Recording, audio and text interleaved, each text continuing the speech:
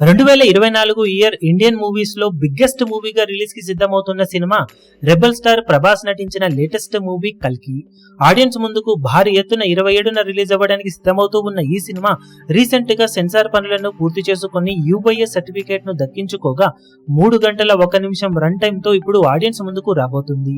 కాగా సెన్సార్ పనులను పూర్తి చేసుకున్న తర్వాత సినిమాకు అక్కడ నుండి ఫస్ట్ టాక్ ఏంటనేది ఇప్పుడు క్లియర్ గా బయటికి వచ్చేసింది. చాలా వరకు సెన్సార్ రిపోర్ట్స్ పాజిటివ్ గానే ఉంటాయి, కానీ కల్కి రిపోర్ట్స్ మాత్రం సూపర్ హిట్ అనిపించే రేంజ్ రిపోర్ట్స్ ను సొంతం చేసుకుంది సెన్సార్ వాళ్ళ నుండి.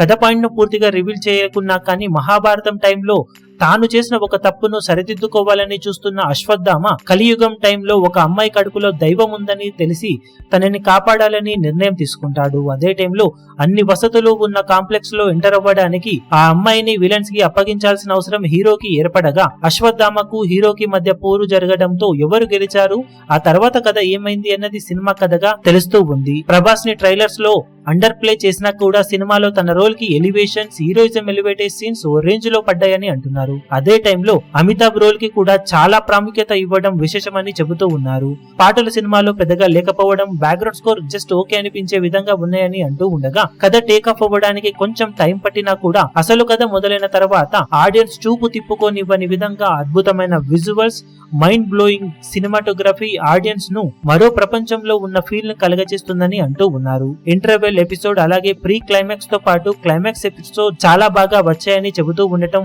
విశేషం. ఇక సినిమాలో స్పెషల్ రోల్స్ కూడా చాలానే ఉండగా అవన్నీ కూడా ఆడియన్స్ ను బాగా థ్రిల్ చేయడం ఖాయమని చెబుతూ ఉన్నారు.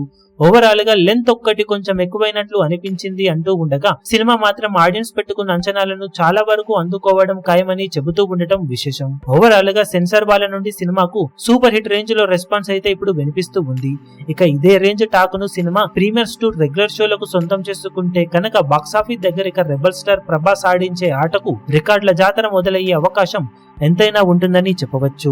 మరి ఆడియన్స్ ముందుకు వచ్చిన తర్వాత సినిమాకు ఎలాంటి టాక్ సొంతం అవుతుందో లేదో చూడాలి.